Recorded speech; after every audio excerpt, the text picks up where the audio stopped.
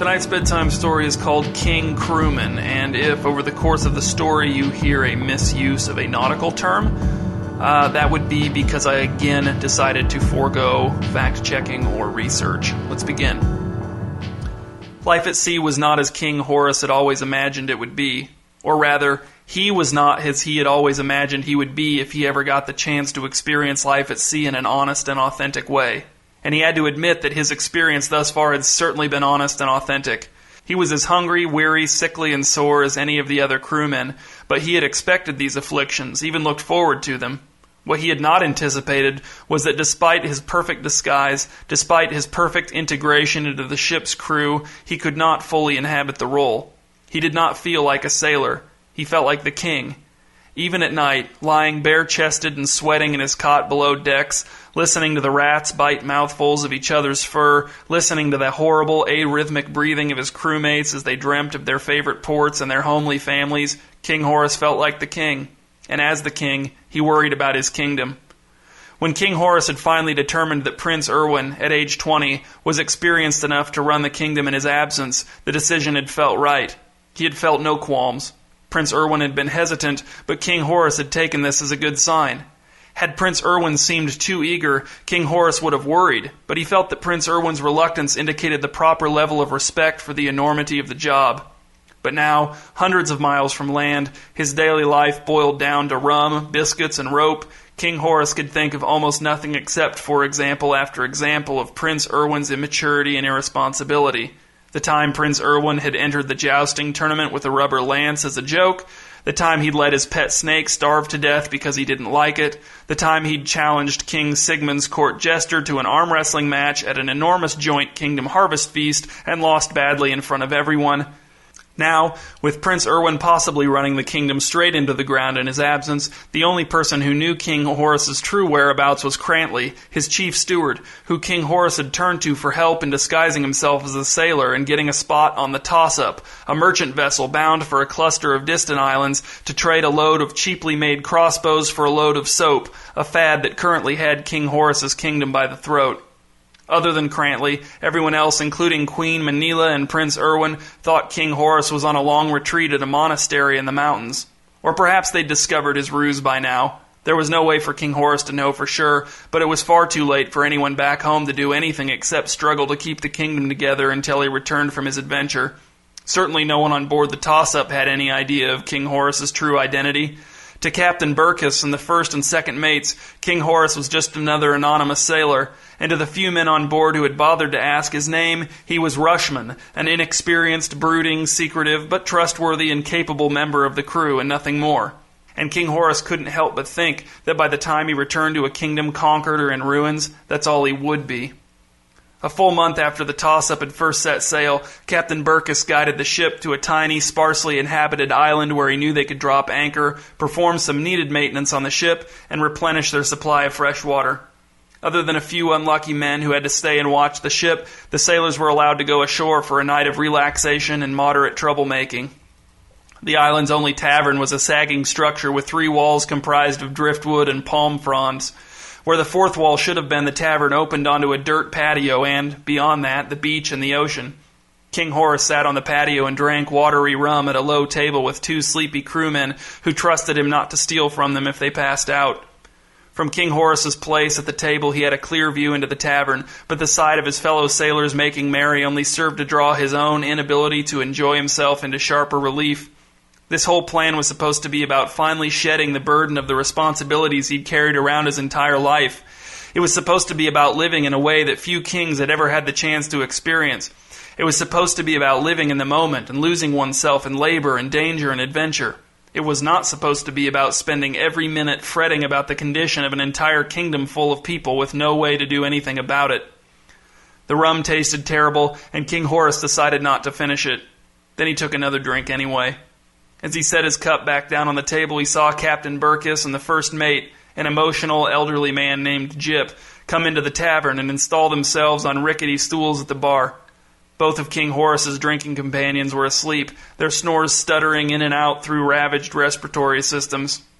Even in the jolly atmosphere of the tavern, King Horace noticed that the crewmen steered clear of Captain Burkess and Jip, a phenomenon he had observed on the few occasions when he'd tried to take part in levity back in his kingdom.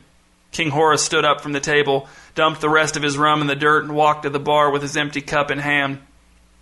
Jip saw him coming and frowned, but when King Horace cleared his throat and asked Captain Burkess if he could join them for a few minutes, the captain was thrilled, clapping King Horace on the back with his hand and shouting, "Of course, of course!" his ruddy face beaming with relief that perhaps he wasn't so unapproachable after all. "Let me get you a drink," said Captain Burkess as King Horace sat down on a stool on his right-hand side. "No, thank you," said King Horace. "I've had more than I wanted. I actually just need to talk to you." "That sounds serious," said Captain Burkess, grinning and plucking something small and alive out of his wild gray sideburns. "What's your name, sailor?" "The crew knows me as Rushman," said King Horace, "but that's what I need to talk to you about. That's not my true identity." Captain Burkess snorted and threw back the remainder of his rum. 90% of the men on every boat on the ocean right now are using false names, Rushman. It's expected. No reason to feel guilty. But I need to tell you who I really am, Captain. I'm actually a king. I'm King Horace. I disguised myself because I wanted to experience the life of a common sailor, the life of a low and despised class, but it isn't working, and now we need to turn the ship around and go back to my kingdom before serious harm befalls it, if it hasn't already. Captain Burkess, still smiling, looked King Horace up and down for a moment, and then, out of the corner of his mouth, he spoke to Jip in a low voice. "Get this guy away from me, Jip." Before King Horace could react, Jip had him in a headlock, wrestling him towards the tavern door.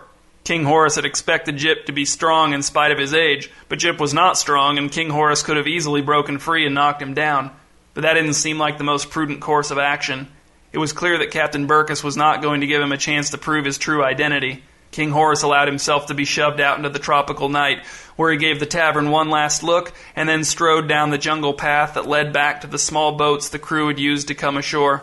On his way, King Horace passed crewman after crewman crawling their way to the beach on hands and knees, too drunk to walk upright. Some of these he kicked in the thigh or ribs, knowing they'd never remember.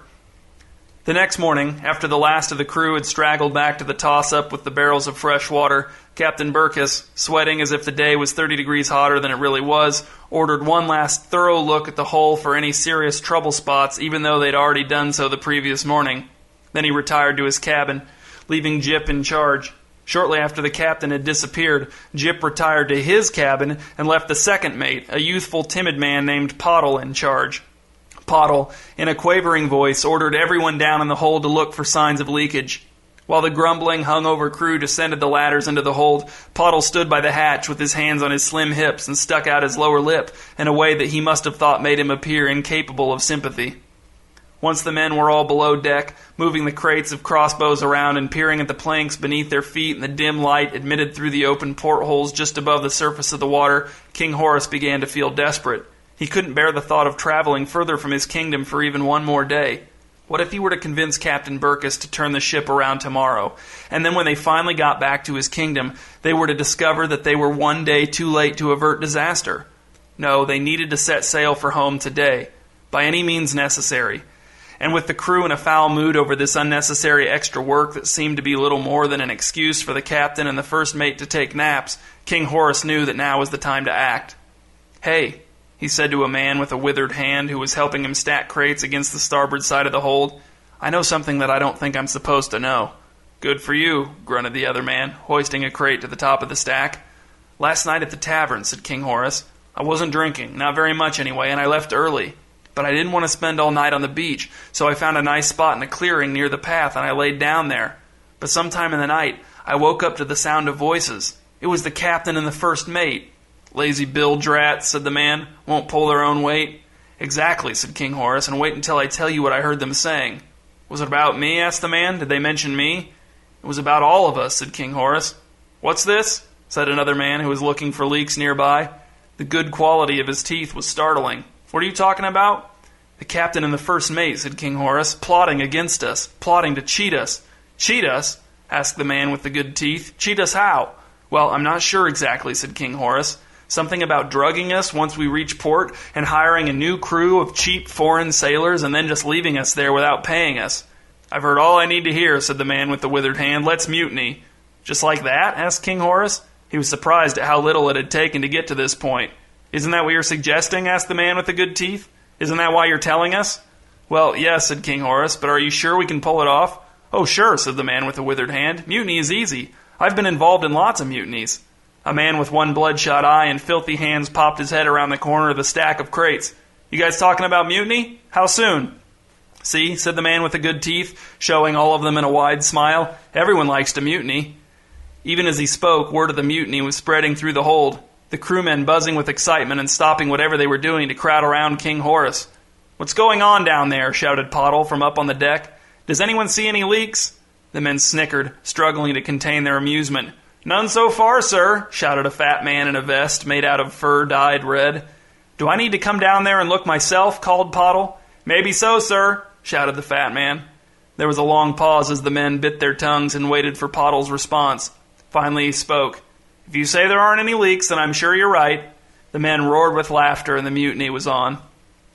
With a great deal of shouting and no resistance, the crewmen scrambled up the ladders to the deck and seized Pottle, binding him hand and foot. Then they stormed Captain Burkess's cabin, dragged him from his bunk, and bound him hand and foot, and did the same with Jip. Before King Horace could fully comprehend what had happened, all three of the toss-up's authority figures were kneeling on the deck, struggling against their bonds and calling down curses on the jubilant crewmen, who capered around with a giddy energy of which King Horace had never imagined them capable. Pottle, to King Horace's surprise, was stoic, making eye contact with no one, while Jip wept dramatically. When King Horace remarked of his amazement at how smoothly the mutiny had gone, the crewman with the withered hand said, "Mutinies are only tough when there's a group of guys who doesn't want to mutiny, and they're willing to fight about it. But this is a good crew. Pretty much all of us are happy to mutiny." "Why are you doing this?" screamed Captain Burkess. "This mutiny is utterly without provocation." "You were going to cheat us," said a crewman with a rooster in profile tattooed on his forehead. "You were going to drug us and replace us." "I was going to do nothing of the sort. Where did you hear that?" The man with the rooster tattoo shrugged. "It was this one," shouted the man with the good teeth, pointing at King Horace. "He heard you conspiring in the jungle."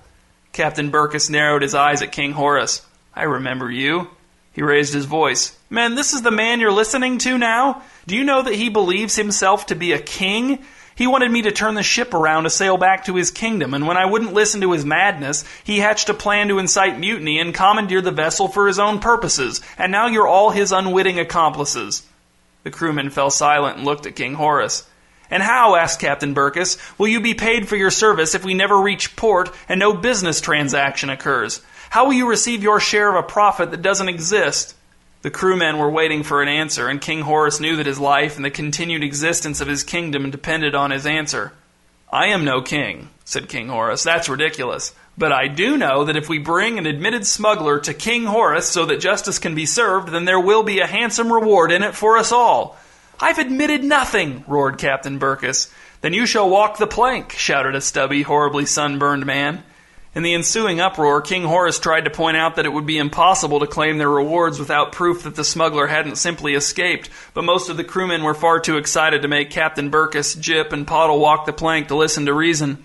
Those who did hear King Horace's protests mentioned something about a little piracy being a more lucrative option than a stingy king's meager reward anyway, and then rushed to join in the plank-walking spectacle with the rest of the crew. King Horace felt ill. He had never intended for the mutiny to get so out of hand. The reasons for mutiny, the consequences, what the next step would be, none of these things seemed to matter to the crew in the slightest. Even if King Horace had wanted to stop the mutiny, there was no way he could have. And whether he liked it or not, it still seemed like the quickest way home, provided the other crewmen continued to view him as an authority figure for masterminding the mutiny. Pottle was the first to go, shuffling down the plank with minimal prodding, giving one last look up at the wind-whipped clouds, and then stepping off and disappearing with a splash into the calm blue water. Jip was next, reciting an original poem that was impossible to hear over all the jeering. He stood at the end of the plank and just kept reciting and reciting until someone gave the plank a good thump and he toppled off the end. Captain Burkess was last, and as he stepped out onto the plank, he turned around and gazed hard and unblinking at King Horace, almost seeming to recognize him for who he truly was. "If you really are a king, this is the kind of thing you should never, ever participate in. This is savage and base, violent impulse and nothing more. If you have truly sought to experience the life of a low and despised class, your experience is complete. You are now, without a doubt, both low and despicable. If, in the afterlife, word comes to me that you have made it home unscathed, I will be shocked." And with that, Captain Burkess turned and strode off the end of the plank. That night, Lying in the captain's bunk as the ship sailed for home, King Horace hoped with all his might that something bad enough to justify his actions was happening to his kingdom. Something dire, something dreadful, something that appeared hopeless to all but him, something that only his bodily presence could rectify. Outside the cabin door he heard a creak that could have been nothing, or could have been the sneaky approach of someone intent on harming him. King Horace sat up in his bunk and held his breath, listening. The creaking sound was gone, it seemed, but King Horace was certain that it would come back.